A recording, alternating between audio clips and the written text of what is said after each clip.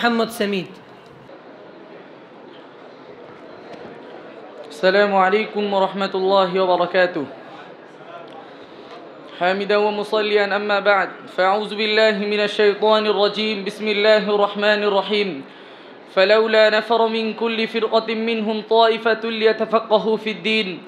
وقال رسول الله صلى الله عليه وسلم: يحمل هذا العلم من كل خلف عدوله. ঐতিহ্যবাহী মাদ্রাসাতুল ইহসান Al Arabiya কর্তৃক পরিচালিত হেরার আলো সাংস্কৃতিক সংসদের উদ্যোগে আয়োজিত আজকের এই বক্তৃতা সেমিনারের সম্মানিত সভাপতি, বিজ্ঞ বিচারক মণ্ডলী, আমার সামনে উপবিষ্ট বাংলার দূর দূরান্ত থেকে আগত আগামী দিনে ইলমের ঝান্ডাবাহী তালিবুল ইলম ভাইরা, সকলকে জানাই অন্তরে অন্তঃস্থল থেকে শুভেচ্ছা অভিনন্দন। আজ আমরা আলোচনার বিষয়বস্তু হলো শিক্ষাঙ্গনের অবক্ষয় রোধে আমাদের করণীয়।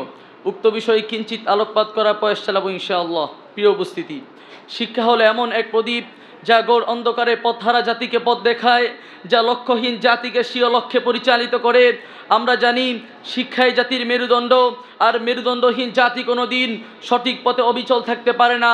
সুতরাং এর প্রেক্ষিতে আমরা বলতে পারি শিক্ষার মূল উদ্দেশ্য হচ্ছে এমন এক আদর্শ জাতি গঠন করা যার মাধ্যমে অন্ধকারে আচ্ছন্ন সমাজ শিক্ষার প্রদীপে উজ্জ্বল হয়ে উঠবে এবং স্বীয় স্রষ্টা ও রাসূলের দেখানো পথে পরিচালিত হয়ে উভয় জাহানের সফলতা লাভ করবে।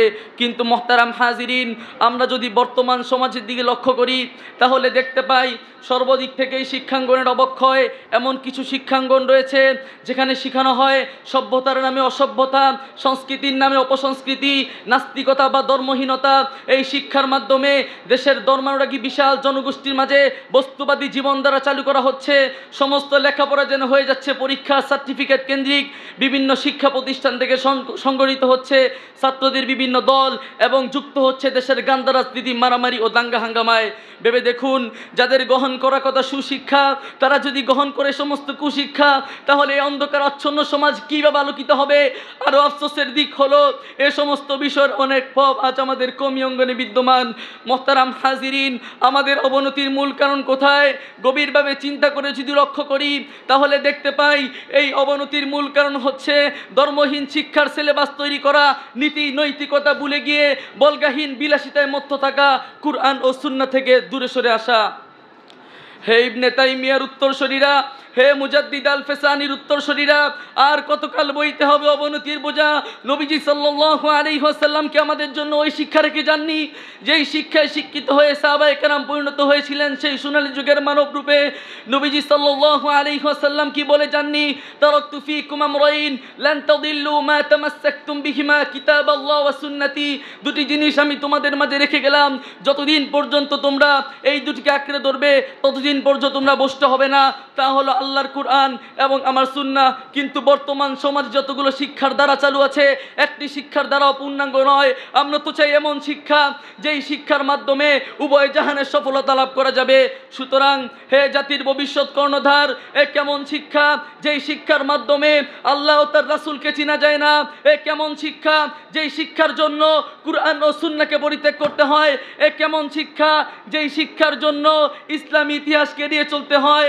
এ কেমন শিক্ষা যেই শিক্ষার জন্য ইসলামী শরীয়ত না মেনে পাশ্চাত্যের সেই কুসংস্কারকে গ্রহণ করতে হয়? যেই শিক্ষা মানুষকে বানর থেকে সৃষ্ট বলে দাবি করে, এমন শিক্ষা আমাদের চাই না।